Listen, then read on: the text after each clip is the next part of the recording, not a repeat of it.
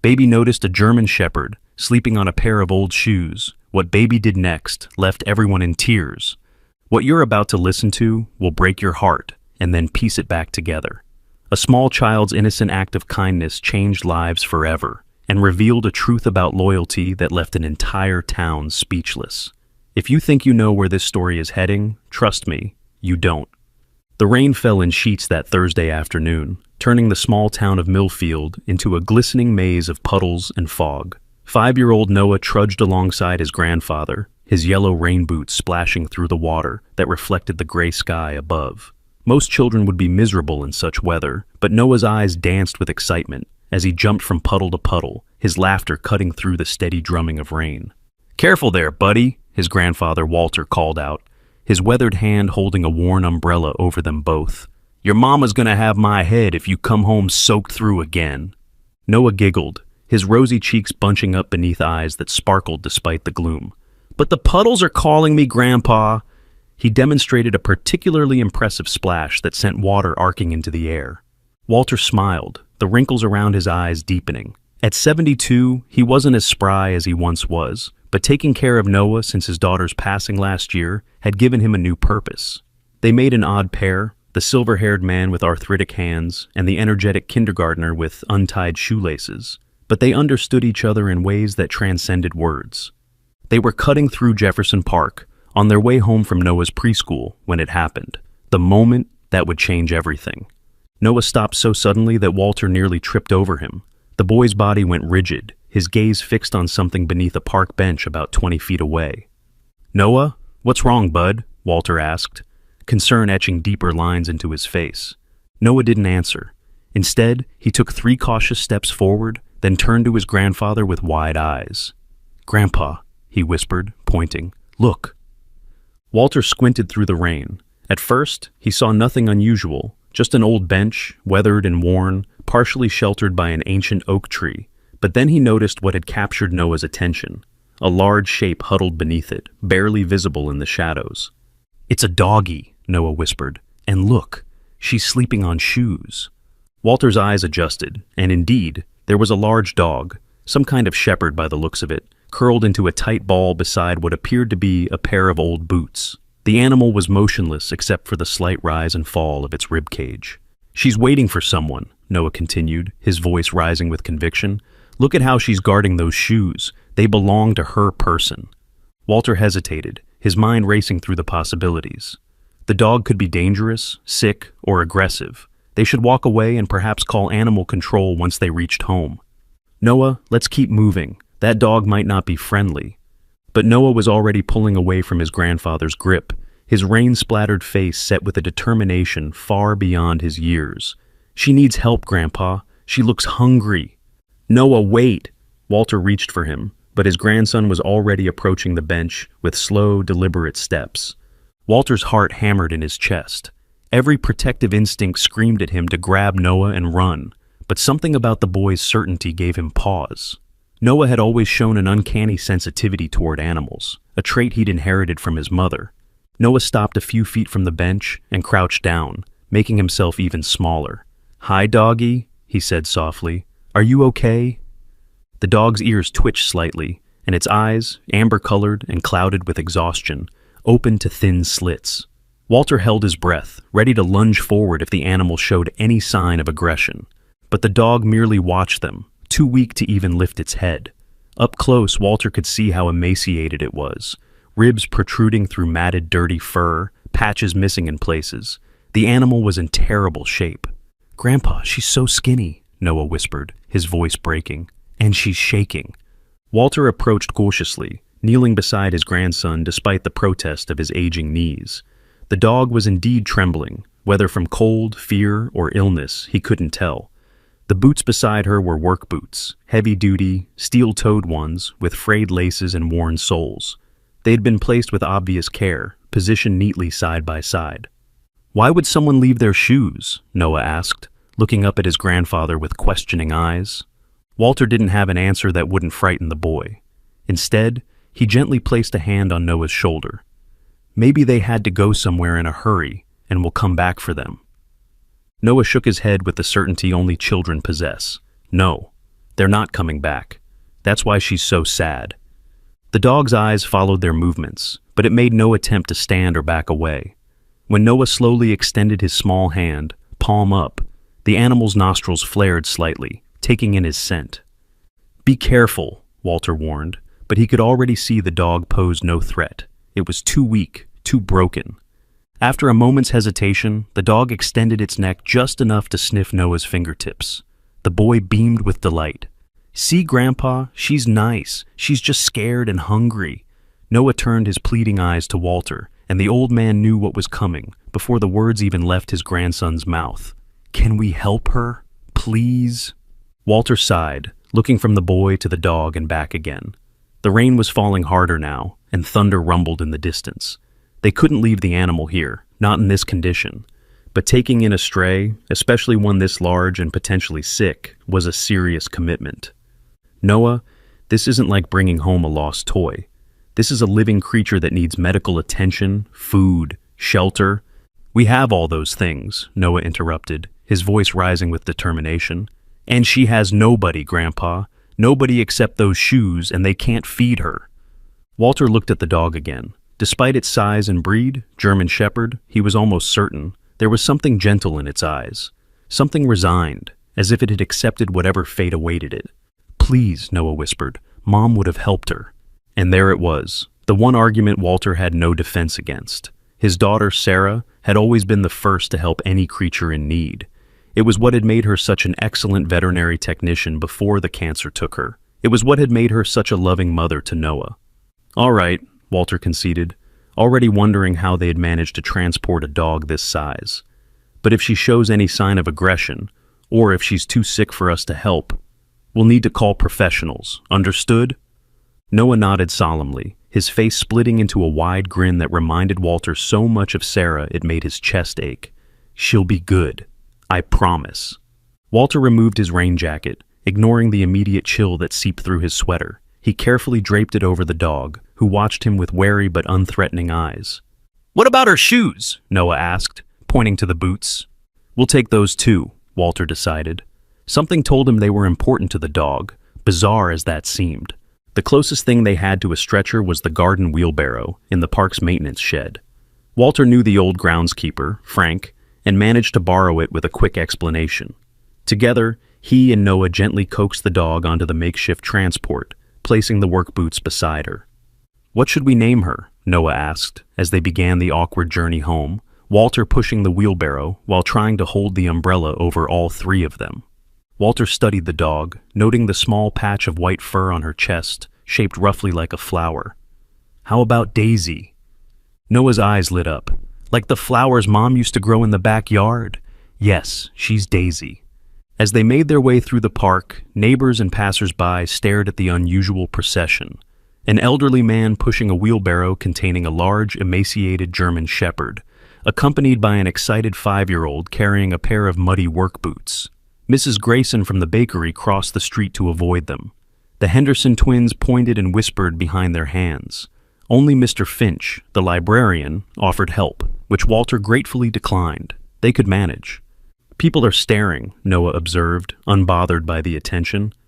"People always stare at what they don't understand," Walter replied, panting slightly from the exertion. The wheelbarrow was heavier than expected, and his back was beginning to protest. "What don't they understand?" Noah asked, skipping alongside despite the serious nature of their mission. Walter thought for a moment. "They don't understand how sometimes the best things we do in life look strange to others." By the time they reached their modest 2-bedroom house at the end of Oak Street, Walter's arms were trembling from the strain, and Noah was uncharacteristically quiet. The weight of the boots and the responsibility they'd taken on tempering his usual exuberance. Getting Daisy inside was another challenge. Despite her weakened state, she was still a large dog, and Walter's strength wasn't what it used to be. Eventually, they created a makeshift sling from an old sheet and managed to carry her into the living room, where they prepared a comfortable spot using old blankets near the radiator. "She needs water," Walter said, heading to the kitchen while Noah stayed with Daisy, gently stroking her filthy fur, with no regard for the dirt transferring to his own clothes. When Walter returned with a bowl of water, he found Noah whispering to the dog, his face close to hers. "You're safe now," the boy was saying. Grandpa and I will take care of you until your person comes back. And if they don't come back, that's okay too. You can stay with us forever." Walter's throat tightened at the simple kindness in his grandson's words. He set the water bowl near Daisy's head, and she lapped at it weakly, drinking only a small amount before resting her head back on the blanket. "Should we give her food too?" Noah asked. Walter shook his head. "Not yet. When animals are this hungry, sometimes eating too quickly can make them sick. Let's let her get used to the water first, then try some bland food in a little while." He picked up the house phone to call the local veterinarian, Dr. Chen, but received only an automated message. The clinic was closed for the evening, with emergency services redirected to the animal hospital in the next town over, nearly an hour away. "Looks like Daisy is our responsibility until tomorrow morning," Walter told Noah, who had positioned himself on the floor next to the dog, his small hand resting protectively on her side. "That's okay. We can do it," Noah said with absolute confidence. "Can I sleep here with her tonight?" Walter started to object. The floor would be uncomfortable, and they still didn't know if the dog had any contagious illnesses, but the determination in Noah's eyes stopped him. "We'll see," he said instead. "First, let's get you cleaned up and fed, then we can check on Daisy again." While Noah reluctantly went to wash his hands, Walter examined the boots they'd brought home. They were size 11 Timberlands, well worn but obviously cared for despite their current muddy state. He turned them over, looking for any identifying marks or clues about their owner. Inside the right boot, barely visible in the dim light, was a name written in faded permanent marker: Michael S. Walter frowned, wondering about the man who had left these boots behind, and why his dog remained, faithfully guarding them against all odds. What kind of bond would inspire such loyalty? And what circumstances would force them apart? As he set the boots aside, he noticed Daisy watching him, her amber eyes following his every move. For a moment, something like recognition flickered in her gaze, as if she understood that he was handling something precious. "Don't worry, girl," Walter said softly. "We'll figure this out together." Later that evening, after a simple dinner of soup and sandwiches, Noah insisted on sleeping beside Daisy, despite Walter's concerns. They compromised with an inflatable mattress positioned next to the dog's makeshift bed. Noah lay there, one arm draped protectively over Daisy's back, while Walter read them both a bedtime story, an odd scene that somehow felt completely natural. "Grandpa," Noah whispered, as Walter tucked him in, "I think Daisy was sent to us." "Oh? And why's that?" Walter asked, smoothing the boy's unruly hair. "Because we know what it's like to miss someone," Noah replied simply. "Just like she misses her person." Walter swallowed hard, unprepared for the wisdom in those innocent words. "You might be right about that, buddy," he managed to say. "You just might be right." As he turned off the lights, leaving only the soft glow of a nightlight illuminating the room, Walter glanced back at the unlikely pair, a tiny boy and a broken dog, finding comfort in each other's presence. And for the first time in a long while, the empty house didn't feel quite so lonely. What Walter didn't know, what he couldn't have predicted, was that this rain-soaked Thursday marked only the beginning of their journey with Daisy, and that the mystery of the abandoned boots would lead them down a path far more dangerous and extraordinary than any of them could have imagined. The next morning arrived with gentle sunlight streaming through the living room windows, revealing the aftermath of their rescue mission. Noah woke first, his small body curled protectively around Daisy, who had barely moved during the night. Walter found them like that, boy and dog breathing in quiet harmony, the work boots standing sentinel nearby like forgotten guards. "Morning, sleepyheads," Walter whispered, not wanting to startle either of them. Noah's eyes fluttered open, immediately focusing on Daisy. "Is she okay, Grandpa? She feels so warm." Walter knelt beside them, gently placing his hand on the dog's forehead. She was indeed warm, too warm. Her breathing was shallow and rapid, and when he lifted her lip to check her gums, they were pale and dry. "We need to get her to a vet right away," Walter said, trying to keep the worry out of his voice. "Can you get dressed while I make some calls?" Noah scrambled to his feet, suddenly wide awake. "Is she going to die?" The question hit Walter like a punch to the chest. He'd promised himself he wouldn't let Noah experience another loss, not so soon after his mother. "No, buddy. We're going to take very good care of her, but she needs medicine that only a doctor can give her." While Noah hurried to get ready, Walter called every veterinary clinic within a 50-mile radius. Most were booked solid, but Dr. Amanda Rivera at Valley Animal Hospital agreed to see them as an emergency case if they could get there within the hour. The challenge was transportation. Their old Honda Civic wasn't built for carrying large dogs, especially sick ones. Walter ended up borrowing his neighbor Jim's pickup truck, promising to explain the whole story later. Getting Daisy into the truck required all of Walter's remaining strength and Noah's surprising determination. The dog was conscious but weak, her eyes unfocused and her movements sluggish. Noah insisted on riding in the back with her, his small hands never leaving her side. "Talk to her," Walter called through the rear window as they drove. "Let her know she's not alone." Noah obliged, keeping up a steady stream of chatter about everything from his favorite cartoons to the breakfast they'd share once Daisy felt better. And incredibly, the dog seemed to respond, her ears perking slightly whenever Noah's voice reached her. Valley Animal Hospital was a modern building on the outskirts of town, all glass and steel that looked more like a human medical facility than a traditional vet clinic. Dr. Rivera met them at the entrance, a petite woman in her 40s with kind eyes and hands that moved with practiced efficiency. "Let's get her inside," she said without preamble, directing them to an examination room equipped with a hydraulic table. "How long has she been in this condition?" "We found her yesterday evening," Walter explained, as they carefully lifted Daisy onto the table. "She was barely conscious then, and she's gotten worse overnight." Dr. Rivera began her examination immediately, her fingers probing gently while her eyes noted every detail. Noah stood pressed against Walter's side, watching intently as the veterinarian worked. "Severe malnutrition," Dr. Rivera murmured, more to herself than to them. "Dehydration, possible infection." She paused, her hands freezing over a section of Daisy's abdomen. "That's interesting." "What is it?" Walter asked, noting the change in her expression.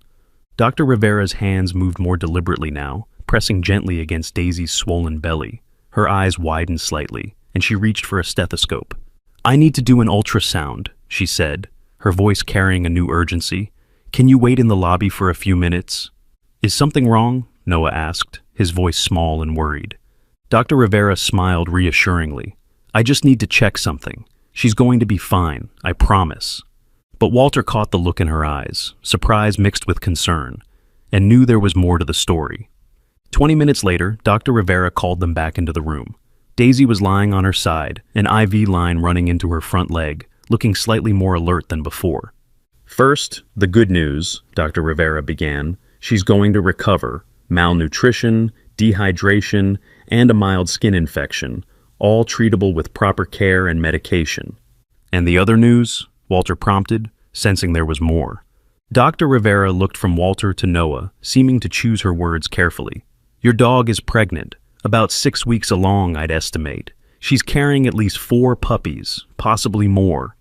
The room fell silent, except for the gentle hum of the ventilation system. Noah's mouth fell open, his eyes growing wide with wonder and excitement. "Puppies?" he whispered. "Daisy's going to have babies?"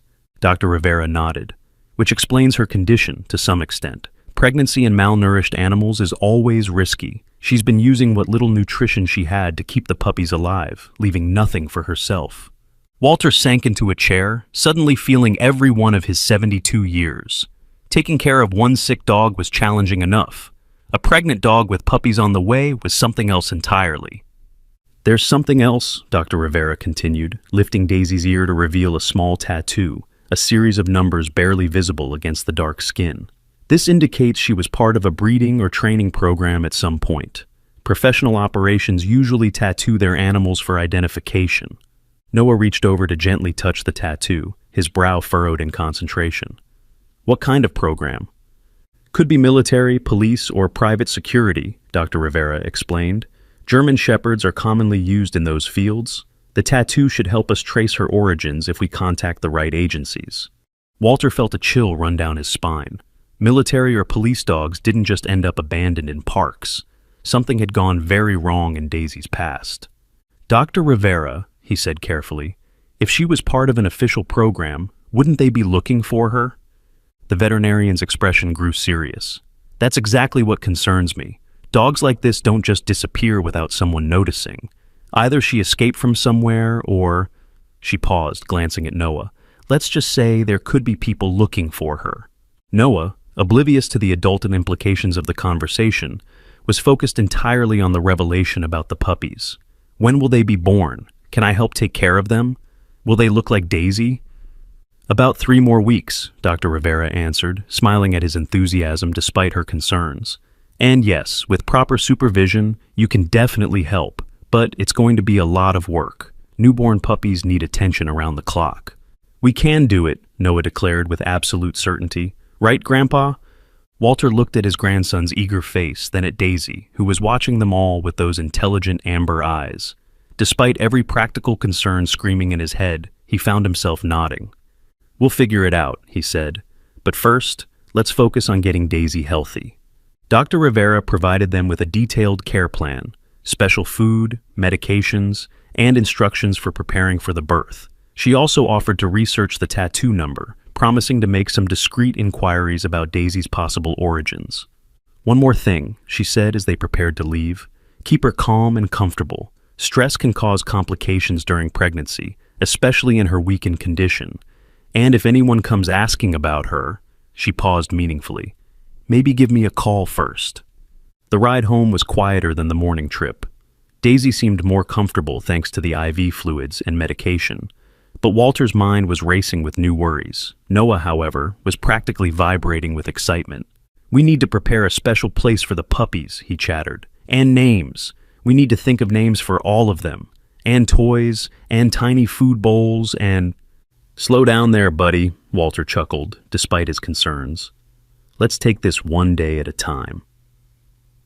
Back home, they set up a more comfortable area for Daisy in the spare bedroom, Walter's former study that had been gathering dust since Sarah's death. They arranged blankets, water bowls, and the special food Dr. Rivera had prescribed. The work boots found a place in the corner where Daisy could see them, but they wouldn't be in the way. As evening approached, Noah insisted on reading to Daisy from his collection of picture books. Walter watched from the doorway as his grandson sat cross-legged beside the dog, dramatically acting out the story of the 3 little pigs, complete with different voices for each character. And then the wolf huffed and puffed, Noah announced, puffing out his cheeks. But he couldn't blow down the brick house. Daisy's tail thumped weakly against the blanket, the first real sign of happiness they'd seen from her.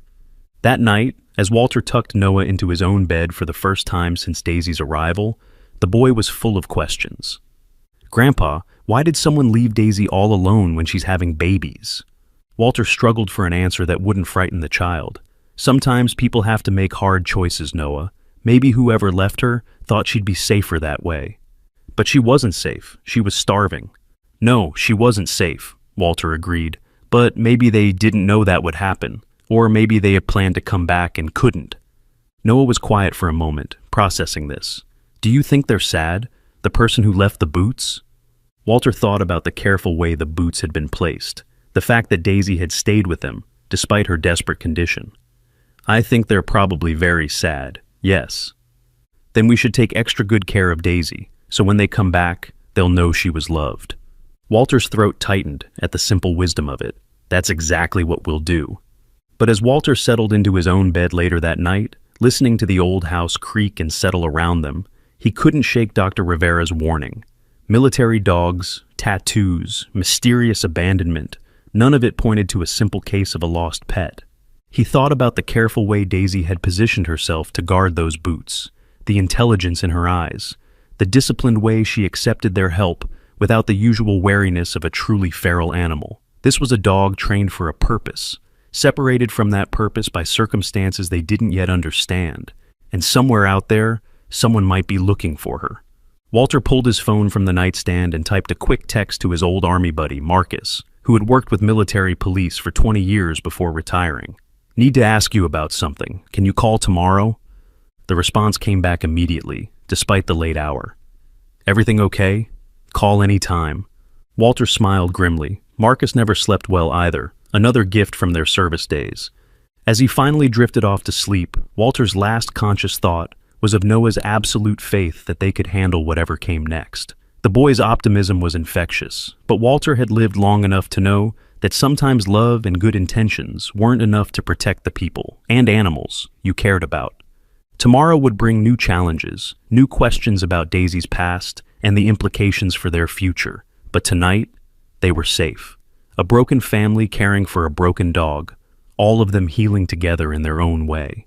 What Walter couldn't know was that 50 miles away, in a nondescript office building, someone was indeed looking for Daisy, and that person was not the loving owner who had left those boots behind. The call from Marcus came at 7 the next morning, jarring Walter from uneasy dreams filled with shadowy figures and barking dogs. "Walt, got your message. What's going on?"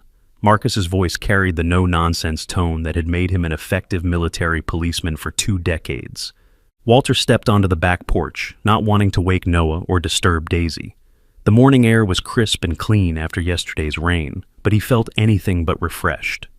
"We found a dog yesterday, German Shepherd, pregnant, half-starved. She's got a military tattoo."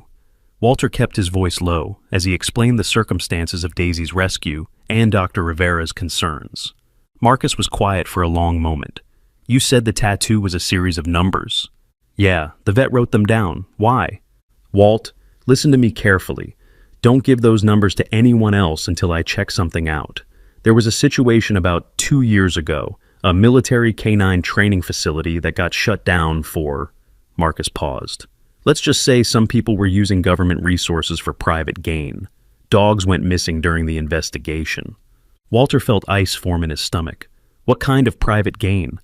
The kind that involves people who pay a lot of money for trained attack dogs and don't ask questions about where they came from, Marcus said grimly. "I'll make some calls. But Walt, be careful. If this dog is connected to that mess, there might be people who want her back for all the wrong reasons." After hanging up, Walter stood on the porch for several minutes, watching the neighborhood wake up around him. Mrs. Chen walking her tiny poodle, the Patterson kids waiting for the school bus, normal people living normal lives, unaware that 48 hours ago his biggest concern had been helping Noah with his homework. Inside, he found Noah already awake, sitting beside Daisy's improvised bed with a bowl of water and the morning's medication. "Dr. Rivera said to give her these with breakfast," Noah announced proudly, showing Walter the pill bottles. "And I already checked her temperature with the special thermometer. It's better than yesterday." Walter marveled at how quickly his grandson had absorbed the veterinary instructions. At 5 years old, Noah was showing more responsibility than some adults Walter knew. "How's our patient feeling this morning?" Walter asked, kneeling beside them. Daisy lifted her head at his voice, her amber eyes clearer than they had been since her rescue. She even managed a weak tail wag when Noah scratched behind her ears. "She ate a little bit of the special food," Noah reported, "and she drank lots of water. I think the babies are making her extra thirsty." Walter examined Daisy more closely. Dr. Rivera's treatment was working. The dog's breathing was easier, her gums had more color, and she seemed more alert overall. But her belly was noticeably more swollen than yesterday, and when Walter gently placed his hand there, he could feel movement. "The puppies are active today," he observed. Noah's eyes lit up. "Really? Can I feel them?" Walter guided his grandson's small hand to the right spot. After a moment, Noah gasped in delight. "They're moving! They're really in there!" He looked up at Walter with wonder. "Do you think they know we're here?" "I think they know their mama is safe now," Walter replied, "and that's the most important thing to them." The peaceful morning was interrupted by the doorbell. Walter's first thought was of Marcus's warning, and he instinctively moved to position himself between the door and the room where Daisy rested. "Stay with Daisy," he told Noah. "I'll see who it is." Through the front window, Walter saw Dr. Rivera standing on his porch, looking unusually tense. He opened the door cautiously. "Dr. Rivera, is everything all right?" "May I come in?" she asked, glancing over her shoulder at the street. "I have some information about Daisy's tattoo, and I'd rather not discuss it outside." Walter led her to the kitchen, far enough from Daisy's room that Noah wouldn't overhear their conversation. "I made some calls yesterday," Dr. Rivera began without preamble. "That tattoo number traces back to a facility called Apex Canine Training. Officially, they were contracted to train dogs for military and law enforcement. Unofficially," she paused, choosing her words carefully. "They were shut down 2 years ago for selling trained dogs to private buyers, people who wanted personal protection animals but couldn't pass the background checks required for legitimate purchases." Walter felt his chest tighten. What happened to the dogs when the facility closed? Most were transferred to other facilities or retired to civilian families, but several went missing during the investigation. The assumption was that the facility's owner, a man named Raymond Cole, stole them before federal agents could seize all the assets. And you think Daisy was one of the missing dogs? Dr. Rivera nodded grimly. The timeline fits. Her condition suggests she's been living rough for months, possibly longer. And there's something else. She pulled out her phone, showing Walter a grainy photograph. This was taken during the raid on Apex K9. Does this look familiar? Walter squinted at the image. It showed a man in military fatigue standing beside several German shepherds in a training yard. One of the dogs, partially obscured by shadow, had a distinctive white patch on its chest. That could be Daisy, Walter admitted, but the photo isn't clear enough to be certain. No, but combined with the tattoo and her obvious training background, Dr. Rivera put her phone away. Walter, I think someone abandoned Daisy when she became pregnant. Pregnant dogs are useless for protection work, and caring for them during pregnancy and whelping is expensive. It's possible Cole or one of his associates simply dumped her when she became a liability. Walter thought of the carefully placed boots, the way Daisy had stayed with them, despite her desperate condition. But someone left those work boots with her. Someone cared enough to give her something to guard. Maybe, or maybe they were just another piece of discarded equipment. Dr. Rivera's expression softened slightly. I hope I'm wrong about this, Walter. I really do. But if Cole or his people think Daisy might lead authorities back to them, or if they want her puppies for their own purposes. She didn't need to finish the sentence. Walter understood the implications perfectly. What do you recommend we do? Keep her safe, don't publicize her presence here, and if anyone comes asking about her, anyone at all, call me immediately.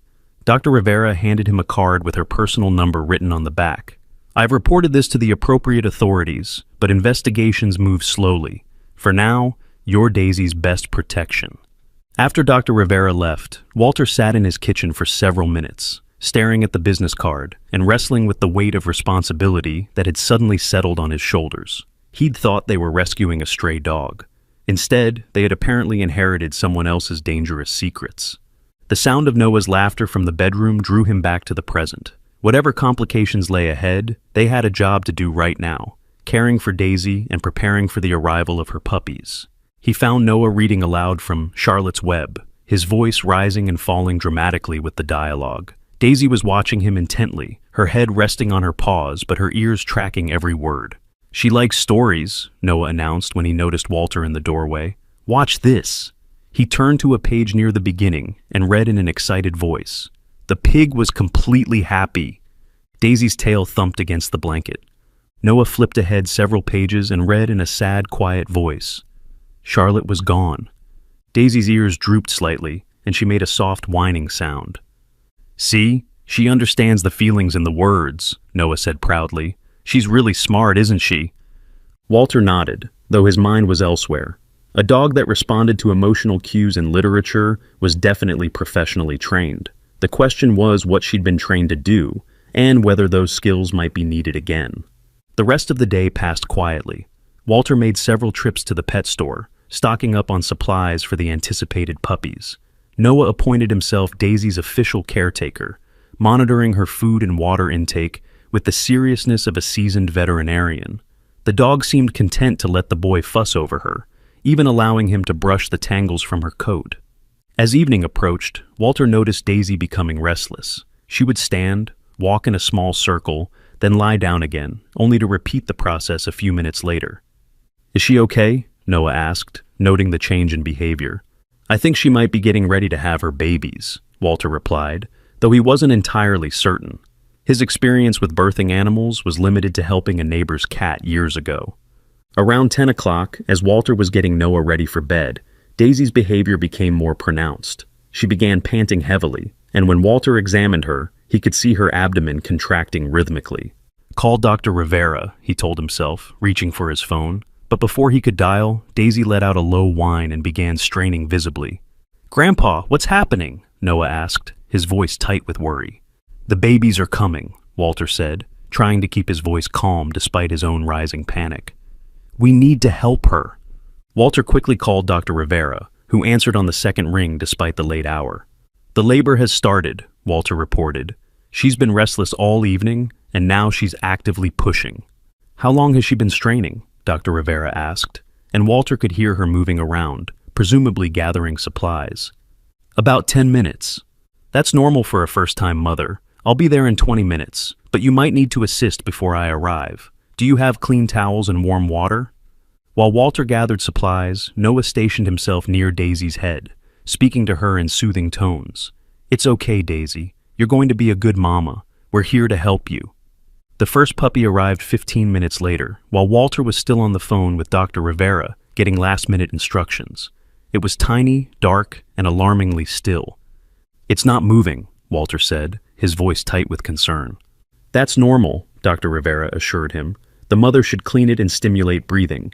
If she doesn't within a minute or two, you'll need to do it yourself."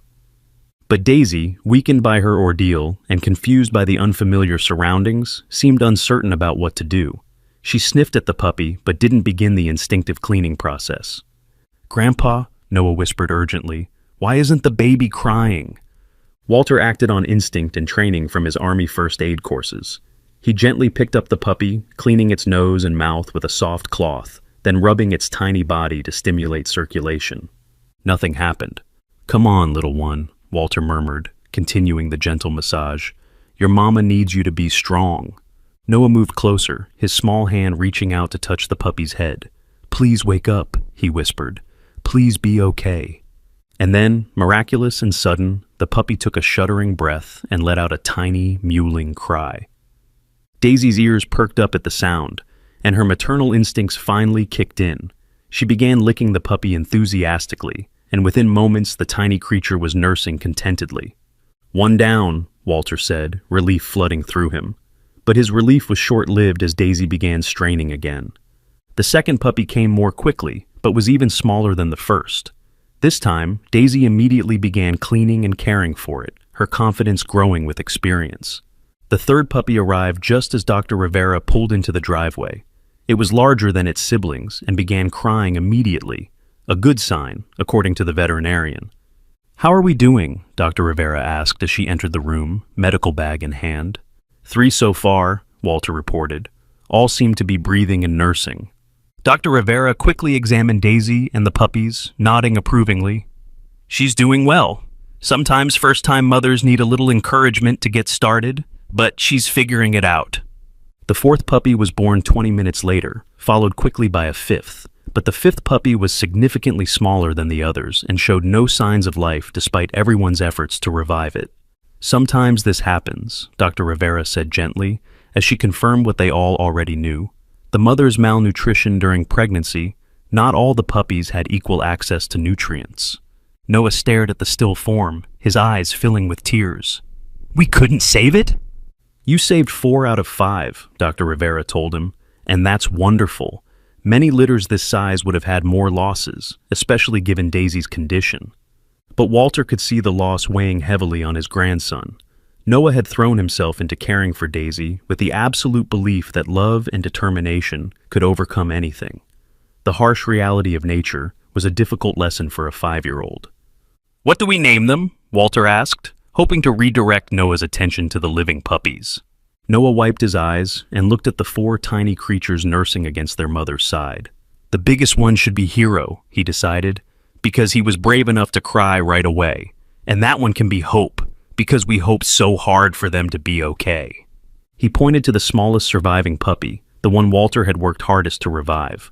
"And those 2 can be Faith and Grace, because that's what Mom used to say we needed when things got hard." Walter felt his throat tighten at the mention of Sarah. Even in his grief over the lost puppy, Noah was channeling his mother's wisdom. As Dr. Rivera packed up her supplies and prepared to leave, she pulled Walter aside. "They'll need constant monitoring for the next few weeks," she warned. "And Walter, I meant what I said earlier about being careful. Word has a way of getting around in small towns. If the wrong people hear about Daisy and her puppies—" She didn't finish the sentence, but Walter understood. 4 healthy German Shepherd puppies, properly trained, would be worth a considerable sum to the kind of people who'd operated Apex Canine. "We'll be careful," Walter promised.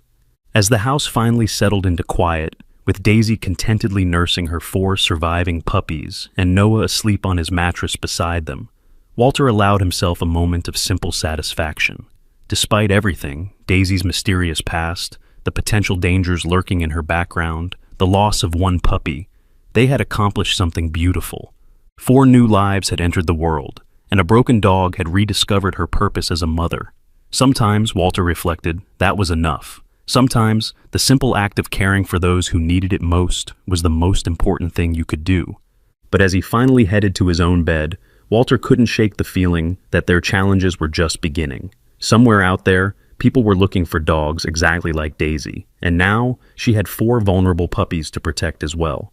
The Boots still sat in their corner, silent witnesses to a story Walter was only beginning to understand. Tomorrow would bring new questions, new concerns, and new decisions about how far they were willing to go to keep their unusual family safe. But tonight, they were all together, all breathing, all protected by the warm circle of an old man's determination and a little boy's unshakable faith in the power of love to heal even the deepest wounds. 3 days passed in peaceful routine.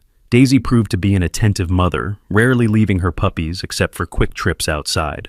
Noah had appointed himself assistant nursery supervisor, checking on the babies every few hours and reporting their progress to Walter with scientific precision. Hero gained 2 ounces since yesterday, Noah announced over breakfast on Tuesday morning, and Hope's eyes are starting to open a little bit. Dr. Rivera said that was normal for day 4. Walter smiled, marveling at how quickly his grandson had absorbed veterinary terminology. You're doing a great job taking care of them, buddy. Daisy's doing most of the work, Noah said seriously. I'm just the helper. It was that afternoon when everything changed. Walter was in the backyard, hanging laundry on the line and enjoying the warm spring air, when he heard the crunch of gravel in the driveway. Visitors were rare at their house, and after Dr. Rivera's warnings, any unexpected company made him nervous. Through the kitchen window, he saw a black SUV parked at the curb, expensive looking, with tinted windows that made it impossible to see inside. A man in a dark suit was walking up their front path, his movements precise and purposeful. Walter quickly stepped inside, closing the door quietly behind him. Noah, he called softly toward the bedroom, where the boy was reading to Daisy and the puppies. Come here for a minute. The doorbell rang before Noah could respond. 2 sharp, insistent chimes that seemed to echo through the house with unusual weight. Who is it, Grandpa? Noah asked, appearing in the hallway with a picture book still in his hands. I don't know yet. Go stay with Daisy and keep the puppies quiet, okay? This is very important.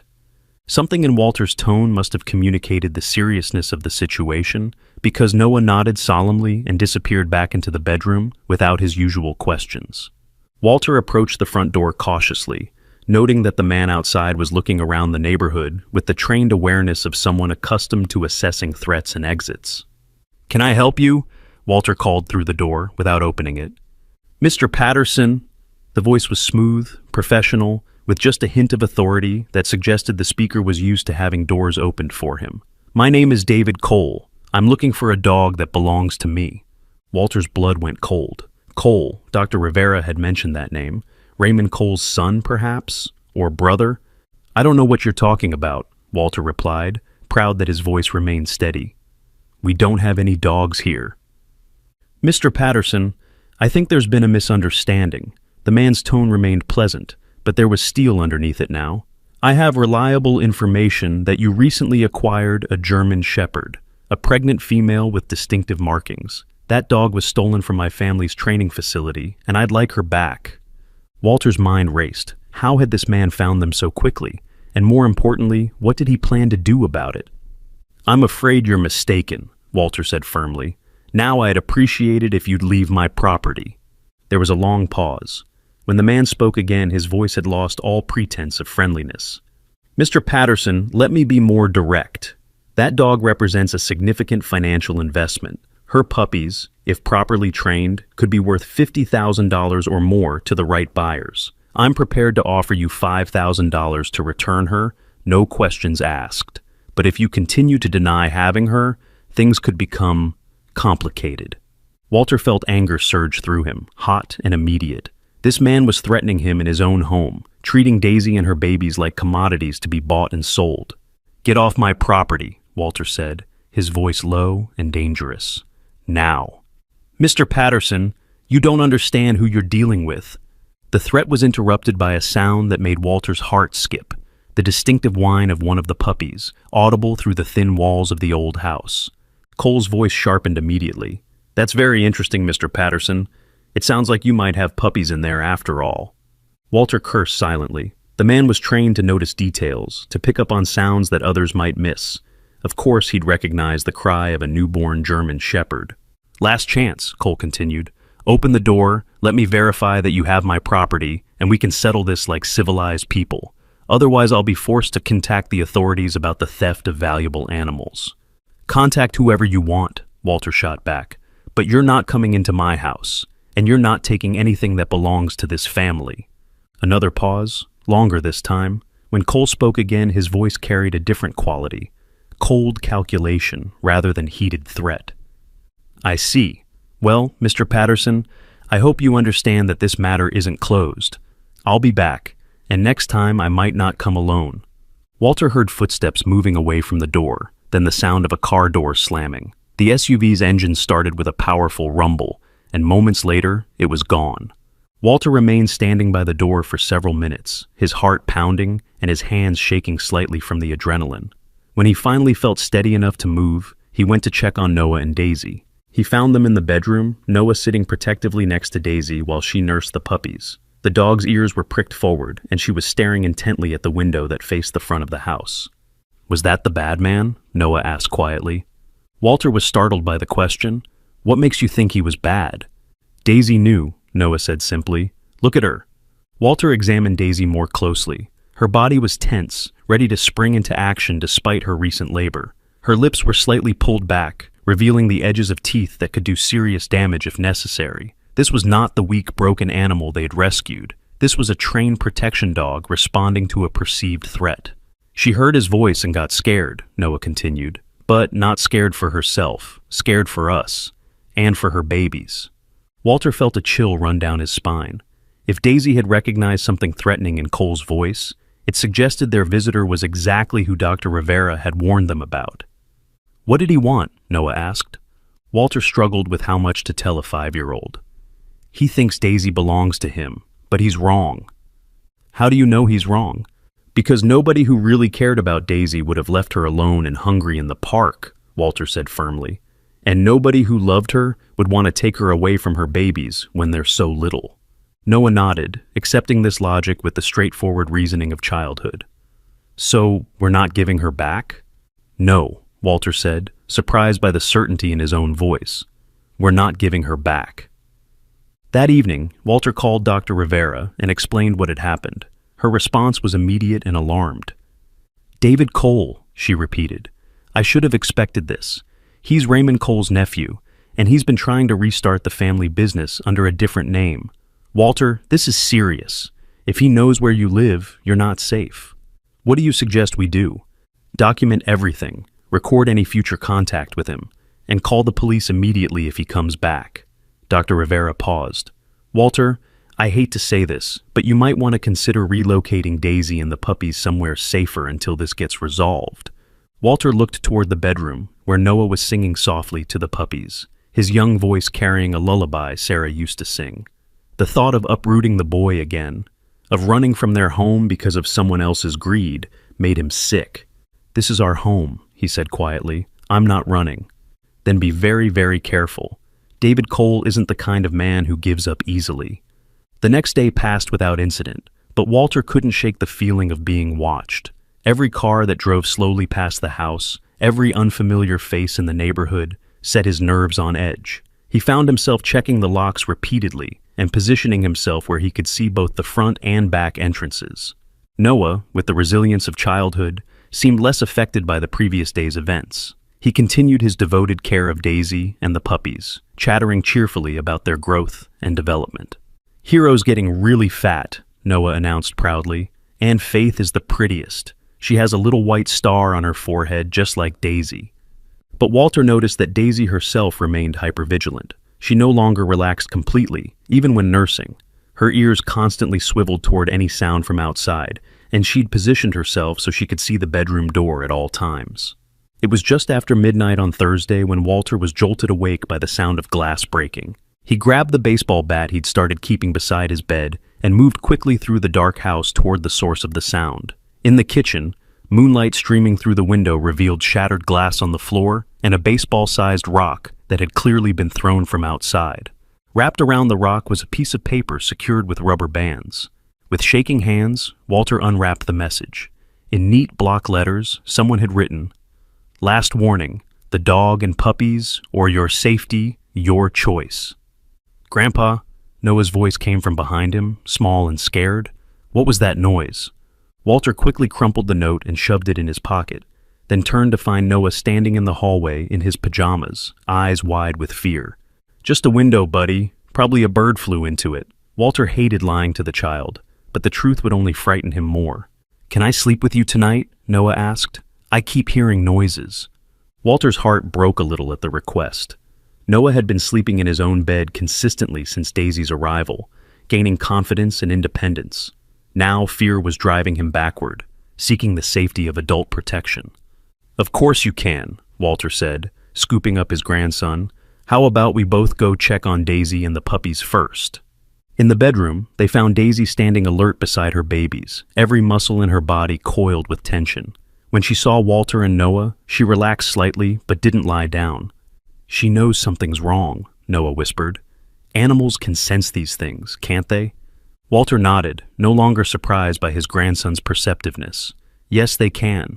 And Daisy's job was to protect people, so she's very good at sensing danger." "Is she protecting us now?" Walter looked at the dog, at her intelligent eyes, her powerful frame, the way she'd positioned herself between her puppies and the door.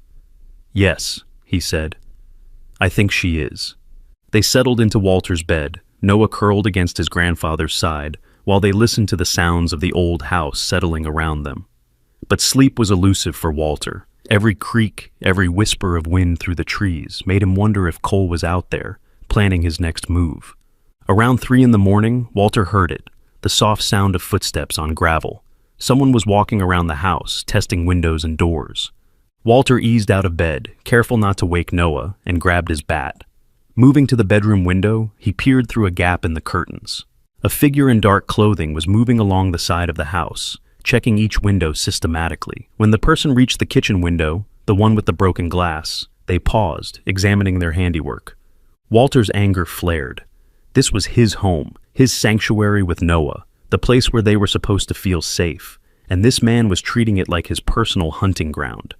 Making a quick decision, Walter moved to the back door and unlocked it quietly. He stepped outside, bat in hand, and called out into the darkness. "I know you're there, Cole. This is private property, and you're trespassing." The figure froze, then slowly turned toward Walter's voice. In the dim light from the street lamp, Walter could make out the same man who had come to his door. David Cole, no longer bothering with suits and pretense. "Mr. Patterson," Cole said calmly, as if being caught prowling around someone's house at 3 in the morning was perfectly normal. "I was hoping we could continue our conversation from yesterday." "At 3 in the morning? By breaking my windows and threatening my family?" Cole's posture shifted slightly, and Walter caught the glint of something metallic in his hand. "I think you misunderstand the gravity of your situation. That dog and her puppies represent stolen property. I'm simply reclaiming what belongs to me." "You're wrong about that," Walter said, gripping the bat tighter. "And if you don't leave right now, I'm calling the police." Cole laughed, a sound devoid of humor. "The police? Mr. Patterson, do you really think they're going to side with an old man harboring stolen animals over a legitimate businessman trying to recover his property?" "I think they'll side with whoever's telling the truth," Walter replied. "And the truth is that you abandoned a sick, pregnant dog in a public park and left her to die." For the first time, Cole's composure cracked slightly. "I never abandoned any dog." "Then how do you explain the work boots? How do you explain why she was guarding them like they belonged to someone she loved?" Cole was quiet for a long moment. When he spoke again, his voice carried a different tone, something almost like regret. "Those boots, they belonged to one of my trainers, a man who got too attached to the animals and started questioning our business practices. He had to be dismissed." The implications of Cole's words hit Walter like a physical blow. Someone had cared about Daisy enough to leave her with a memento of their relationship, and that person was gone, dismissed in a way that suggested permanence. "What did you do to him?" Walter asked quietly. "That's not your concern," Cole replied, his cold mask sliding back into place. "What should concern you is that I'm running out of patience." One way or another, I'm leaving here with that dog and her puppies." Walter raised the bat slightly. "No, you're not." The two men stared at each other across the darkened yard, the weight of unspoken threats hanging heavy between them. Walter could feel his heart pounding, but underneath the fear was something stronger, a determination he hadn't felt since his army days. This man would not enter his house. This man would not harm his family. And this man would not take Daisy and her babies. The standoff was broken by a new sound, a low, rumbling growl that seemed to come from everywhere at once. Both men turned toward the house, where a large shadow had appeared in the back doorway. Daisy stood there, her amber eyes reflecting the streetlight like twin flames. She'd left her puppies, something she hadn't done since their birth, and positioned herself in support of Walter. Her lips were pulled back in a snarl that revealed teeth capable of ending any fight before it started. Cole took an involuntary step backward. "Control your dog, Patterson." "She's not my dog," Walter said, understanding flooding through him. "She's her own dog, and she's made her choice about who she trusts." For a moment, the three of them formed a tableau in the darkness. An old man with a baseball bat, a trained killer with unknown weapons, and a mother dog protecting her chosen family. Then Daisy took a step forward, and David Cole decided he'd tested fate enough for one night. "This isn't over," he said, backing toward the front of the house. "You can't watch them 24 hours a day. And when you slip up, when you make one mistake, I'll be there." Walter waited until he heard the SUV drive away before lowering the bat. His hands were shaking now, but whether from fear or rage, he couldn't tell. Daisy approached him cautiously, pressing her head against his leg in a gesture of solidarity. Together they stood in the quiet backyard, both understanding that their peaceful interlude was over. The war for their family had officially begun. Walter didn't sleep for the rest of that night. He sat in his armchair with the baseball bat across his knees, watching the windows and listening for any sound that didn't belong. Daisy had returned to her puppies, but positioned herself where she could see both her babies and the approaches to the house. Even in the darkness, Walter could see the glint of her watchful eyes. When dawn finally broke, Walter knew they couldn't continue this way. Living in fear, waiting for the next attack, was no life for Noah, or for any of them. If Cole wanted a fight, Walter would give him one, but it would be on Walter's terms, not in the shadows. His first call was to Marcus, who answered on the second ring despite the early hour. "Walt? What's wrong?" Walter explained the previous night's events, including Cole's veiled threats about the dismissed trainer. Marcus listened without interruption, his breathing growing heavier as the story unfolded. "Son of a bitch," Marcus finally said. "Walt, you need to get out of there.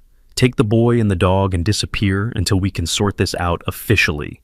"No," Walter said firmly. "I'm not running, and I'm not letting him intimidate us into giving up Daisy and her babies." "Then what are you planning to do?" Walter had been thinking about that all night. "I'm going public.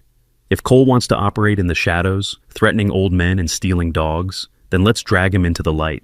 Sometimes the best defense is making sure everyone's watching." His second call was to Jennifer Martinez, a reporter from the local newspaper who'd covered Sarah's volunteer work at the animal shelter. Jennifer had always been fair in her reporting, and more importantly, she understood the difference between a human interest story and something that could put people in danger.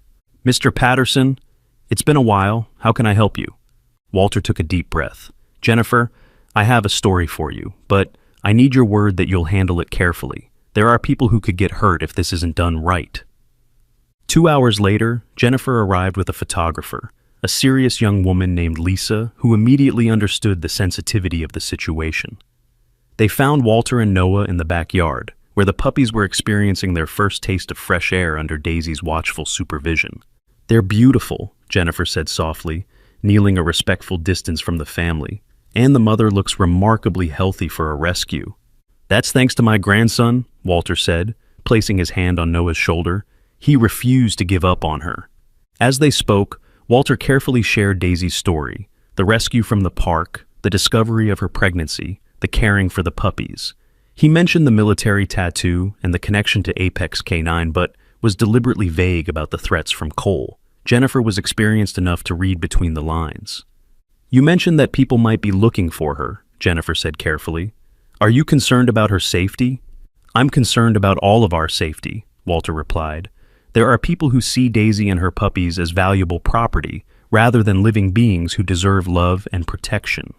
The resulting article, which appeared online that afternoon and in print the next morning, was everything Walter had hoped for. Jennifer had crafted a heartwarming story about a 5-year-old boy who refused to abandon a sick dog, combined with enough details about the dog's professional background to make clear that this wasn't a simple case of finders keepers. The headline read, "Local Boy's Compassion Saves Military Dog and Her Puppies," and it was accompanied by Lisa's photograph of Noah reading to the puppies while Daisy watched with obvious contentment. Within hours, the story had been picked up by regional news outlets. By evening, it was trending on social media. Walter's phone rang constantly with calls from reporters, animal welfare organizations, and people offering support. But the call that mattered most came from Detective Sarah Chen with the County Sheriff's Department. "Mr. Patterson, I saw the article about your dog. I think we need to talk." Detective Chen arrived that evening with a partner, Detective Rodriguez, and a folder full of documents. They examined Daisy's tattoo, took photographs, and asked detailed questions about Cole's visits. "We've been investigating the remnants of the Apex K9 operation for over a year," Detective Chen explained. "David Cole has been very careful to stay just inside the legal boundaries, but we suspect he's been trying to recover dogs from the original facility to restart his uncle's business." "What about the trainer whose boots were left with Daisy?" Walter asked. Detective Chen and her partner exchanged glances. "Michael Santos. He was a whistleblower who provided us with evidence about the illegal activities at Apex K9. He disappeared 6 months ago, shortly after agreeing to testify against Raymond Cole."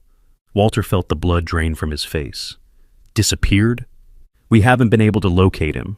His apartment was cleared out, his phone was disconnected, and his car was found abandoned near the Mexican border. We suspect he either fled the country or—" She didn't finish the sentence.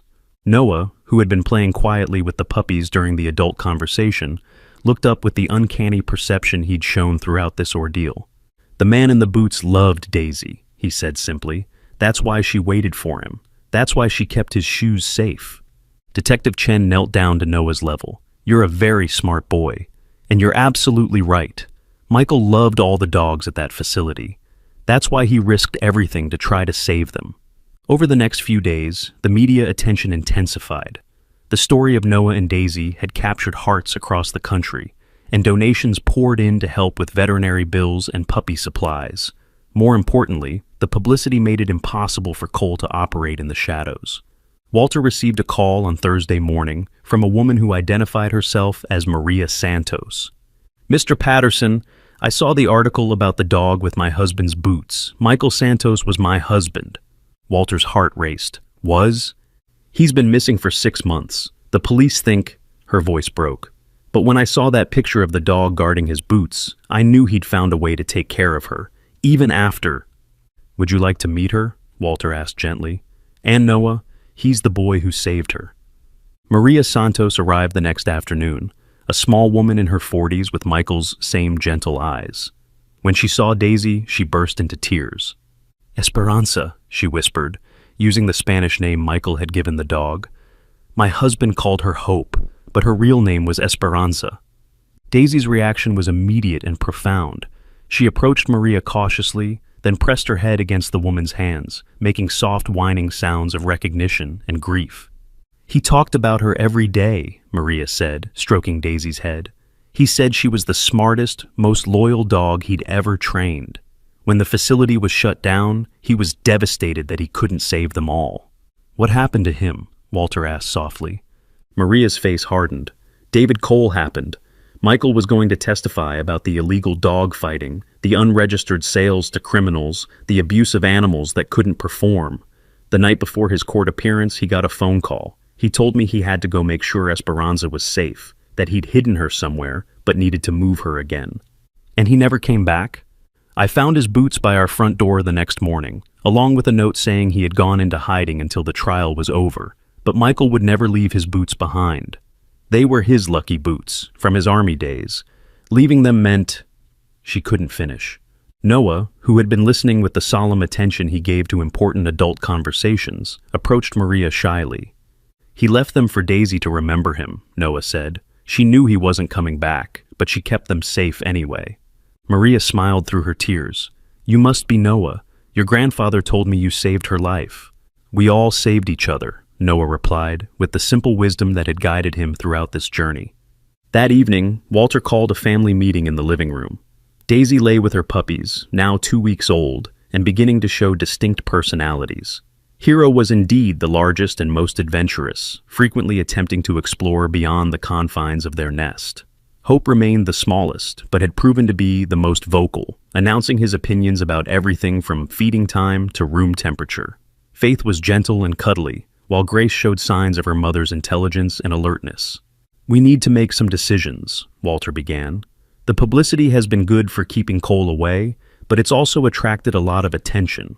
People want to adopt the puppies, and there are organizations that can provide professional homes for Daisy. Noah's face crumpled. You want to give them away? I want what's best for them, Walter said carefully, and what's safest for our family. But we are their family now, Noah protested. Daisy chose us. She could have gone with Maria, but she came back to us. It was true. When Maria had offered to take Daisy home with her, the dog had politely but firmly declined, returning to her place beside Noah and the puppies she'd birthed in their house. Some of the puppies should go to good homes, Walter said, but maybe not all of them. Over the next week, they carefully vetted potential adopters. Hero went to a retired police officer who specialized in training service dogs for veterans. Faith was adopted by a family with young children who promised to send regular updates and photos. Grace found a home with an elderly woman whose previous German Shepherd had recently passed away. But hope remained. The smallest puppy, the one Walter had worked hardest to save, had claimed Noah as surely as Noah had claimed him, and Daisy had made her choice clear. This house, this family, was where she belonged. The legal resolution came faster than expected. Detective Chen called on a Tuesday morning with news that David Cole had been arrested, trying to cross the border into Canada with a vehicle full of stolen dogs from facilities across 3 states. It turns out your story was the key, she explained. Once people started paying attention to his activities, other victims came forward. He's going away for a long time. And Daisy? She's yours, if you want her. Maria Santos has signed papers transferring any claim she might have had, and the state has cleared her for civilian adoption. That evening, Walter stood in the backyard watching Noah play with Hope, while Daisy supervised from her favorite spot in the shade. The work boots sat nearby, no longer symbols of loss and abandonment, but reminders of love that transcended even death. Maria visited regularly, sharing stories about Michael and helping to train Hope in basic commands. She'd found peace in knowing that her husband's last act had been to ensure Daisy's safety, and that his sacrifice had led to this unexpected family. Mom would have loved this, Noah said one evening, as they watched Daisy teaching Hope to fetch. She always said animals could teach us about loyalty and courage. Walter nodded, his throat tight with emotion. She would have been proud of you, buddy. You showed both of those things when you insisted on helping Daisy. Do you think Mr. Michael can see us from heaven? Noah asked. Do you think he knows Daisy is happy? Walter looked at the contentment on Daisy's face, the way she'd adapted to domestic life while never losing her protective instincts, the obvious bond between her and Noah. I think he knows, Walter said, and I think he's grateful. As the sun set behind the old oak tree that had sheltered their house for decades, Walter reflected on how much their lives had changed since that rainy Thursday afternoon. They had started as a broken family, an old man struggling to raise his grandson, a boy grieving his mother's loss. They'd thought they were rescuing an abandoned dog. Instead, they'd discovered that sometimes the things that seem broken are actually just waiting for the right moment to reveal their strength. Sometimes love comes in unexpected packages, a 5-year-old's stubborn compassion, a military dog's fierce loyalty, a stranger's willingness to sacrifice everything for those who couldn't protect themselves. Daisy had never worn boots, but as Noah had written on the small memorial they had placed beneath the oak tree, she didn't wear boots, but she filled them. The inscription was barely visible in the gathering darkness, but its truth illuminated everything around it. Sometimes the greatest honor you can give someone is to continue their work of protecting and loving those who need it most.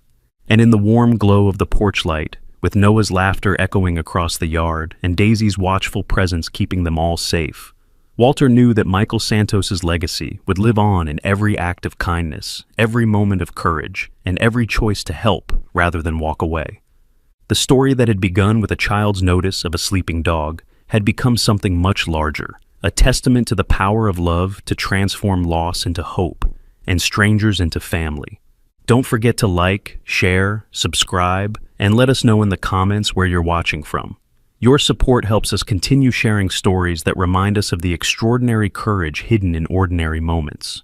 Because sometimes, the most important thing we can do is simply refuse to walk away when someone needs help, even if that someone has 4 legs and a broken heart, and all they have to offer in return is their fierce, unwavering loyalty.